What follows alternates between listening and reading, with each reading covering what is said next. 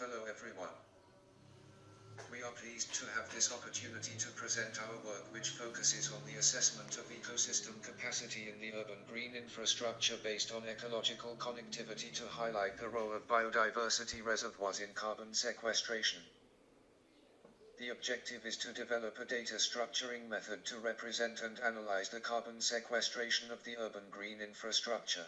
Practically assess the carbon sequestration capacity of the urban green grid of the new city of Marbineyoude using geographic information systems. The new city of Marbineyoude is in Annaba, the second capital of eastern Algeria with a perimeter of 3,507 hectares and a population reaching 260,000 inhabitants. The case study city will present a green plan satisfying the ambitions of the local authorities to develop a green and sustainable city.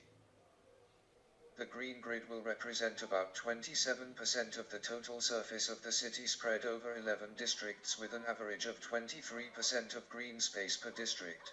The rest is divided between relatively dominant patches and corridors including a 270-hectare zoological park, a 39-hectare central park, a 25-hectare urban park, a small 5-hectare park and a 4.7-hectare test garden. The method used is that of Lazarsfeld dated 1958 which consists in decomposing one or more concepts into dimensions and indicators using conceptual analysis. It will make it possible to disclose the different variables related to this concept and have a certain hierarchy of the conceptual framework.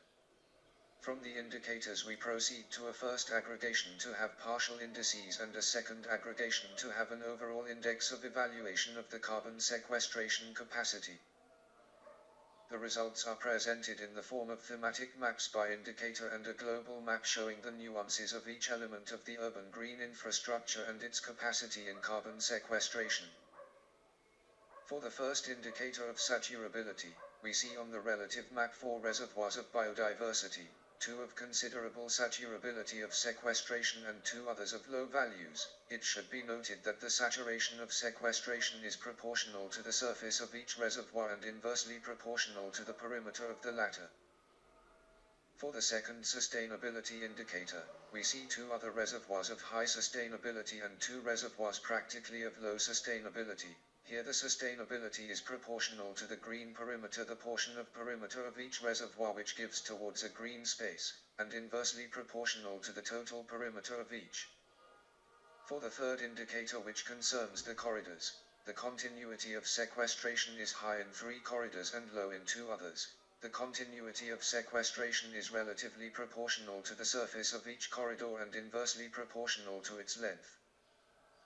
For fourth indicator of permanent sequestration which also concerns the corridors, it is shown that 3 corridors are of high capacities and 2 others of low capacity.